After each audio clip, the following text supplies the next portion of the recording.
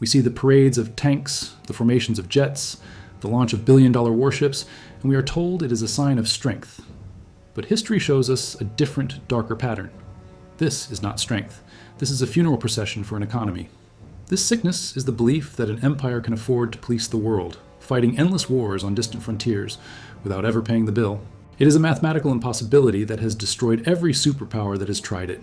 Today, we are following the money.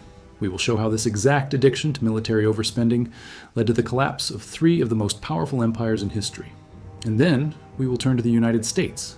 We will expose the lie in its official budget and show how the 4th great empire is not just repeating the same pattern, but is doing so on a scale that is hard to even imagine. This is the story of how military spending destroyed 4 empires. And it is the story of the $38 trillion question that America now refuses to answer. Our first case is the original blueprint, the Roman Empire. For centuries, the Roman legion was the most feared military machine on the planet. From the deserts of Syria to the cold forests of Britain, the Roman eagle represented order, power, and an unmatched ability to crush its enemies. But this power came at a staggering and ultimately fatal cost. At its height, by around 150 AD, it is estimated that the Roman military consumed as much as 80% of the entire state budget. Think about that. 8 out of every 10 coins the government collected in taxes went directly to paying for the legions, their supplies, and their fortifications. This created a fatal problem. It's what we call the guns versus butter dilemma. When all your money goes to guns, there is nothing left for butter. The resources that should have been used to maintain public works, build new infrastructure, and invest in the economy were instead being shoveled into a massive permanent war machine. As the empire stopped expanding, there was no new land to conquer and no new wealth to plunder. But the military costs didn't go down. In fact, they went up, as Rome had to defend its vast, overstretched borders from constant attack. The emperors were trapped. They couldn't raise taxes any higher because the people were already broke. The tax system in the late empire became famously brutal and corrupt. The wealthy elite, the senatorial class, owned vast estates and used their influence and bribes to avoid paying taxes. They would lobby for tax holidays, and eventually the government simply stopped trying to collect from them. The entire burden fell on the middle class, the small farmers and merchants, who were taxed so heavily that many were forced to abandon their land and sell themselves into servitude just to escape the tax collector. With the tax base collapsing, the emperors turned to the only trick they had left, a trick we have discussed before. They destroyed their own money. They began debasement. That is a simple word for mixing cheaper metals like copper and bronze into the pure silver denarius. They did this for one reason, to create more coins to pay the soldiers. This triggered hyperinflation. Prices soared, trade routes broke down, and people lost all faith in the currency. The economy didn't just shrink, it simplified. Long-distance trade vanished, cities emptied out. Rome's military overspending didn't just drain the treasury, it set off a chain reaction that destroyed the tax base, shattered the currency, and crippled the real economy. The very army that was meant to protect the empire was the parasite that bled it dry. Now let's fast forward 100 years to our second case, the British Empire. At the dawn of the 20th century, the British Empire was the largest in human history, the empire on which the sun never sets. Its navy ruled the seas, and its currency, the pound sterling, was the world's reserve currency. That is a simple term for a very powerful concept. It was the money everyone in the world used for international trade, much like the US dollar is today. But Britain was already infected with the same disease as Rome. The first wound came from a war that is now barely remembered, the Boer War in South Africa from 1899 to 1902. It was a brutal, unexpectedly expensive conflict that shocked the British treasury. It was the first sign that policing a global empire was becoming impossibly costly. But the fatal blows were World War I and World War II. Britain won both wars, but at the cost of its economic soul. By 1945, the country was completely bankrupt. To survive, it had to take the largest loan in history from the United States, a $375 billion loan, which is like $60 billion in today's money. The empire was now a debtor, kept alive by its new masters in Washington. And here is the crucial point.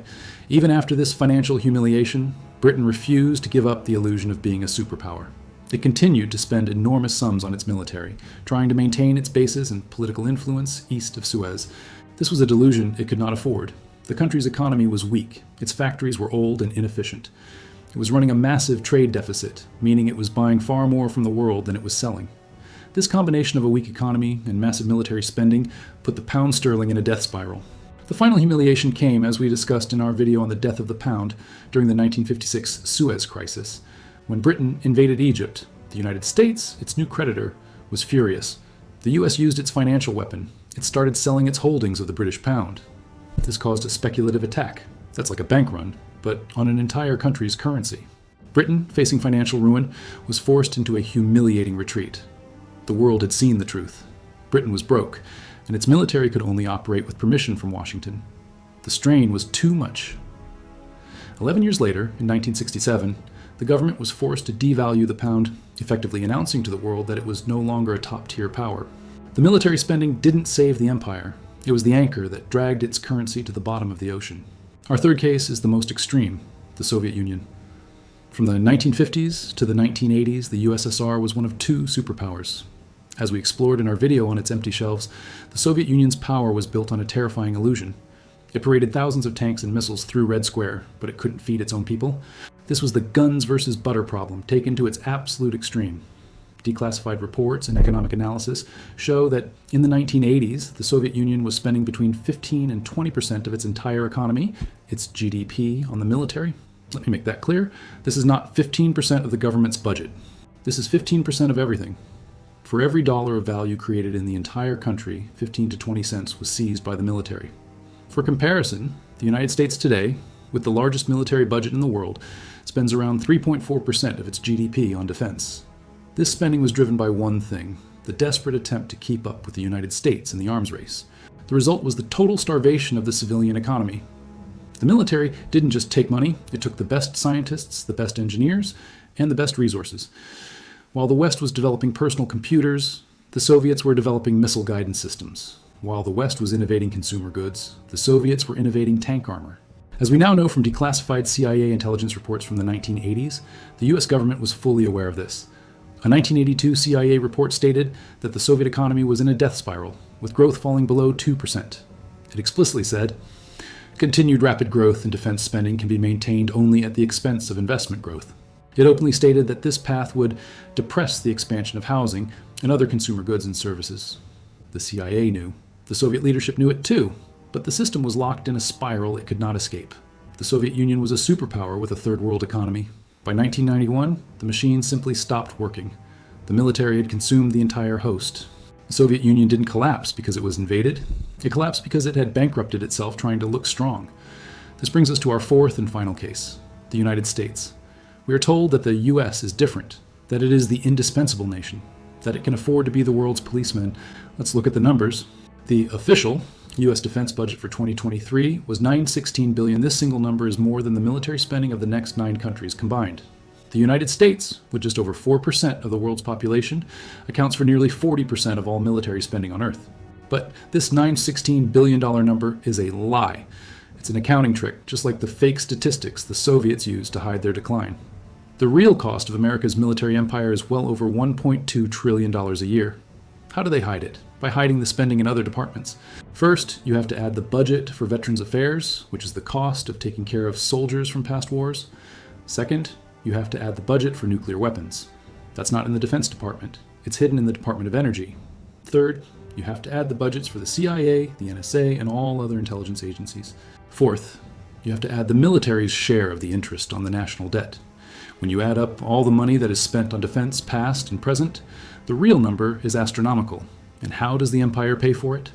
Not with taxes, it pays for it with debt. The US national debt has just surpassed $38 trillion. It has gone vertical. The post-9/11 wars have been funded entirely through debt, costing an estimated $8 trillion just for those conflicts, with over $1 trillion of that being interest payments alone. This is the $38 trillion question. How long can you borrow from the rest of the world to pay for your own military empire? History's answer is not forever. The United States is now running the exact same program as the empires that came before it. It is suffering from the guns versus butter disease. While trillions are spent on military hardware, America's own infrastructure is crumbling. Its roads, bridges, and power grids are decaying. Just like Rome, it is neglecting its homeland.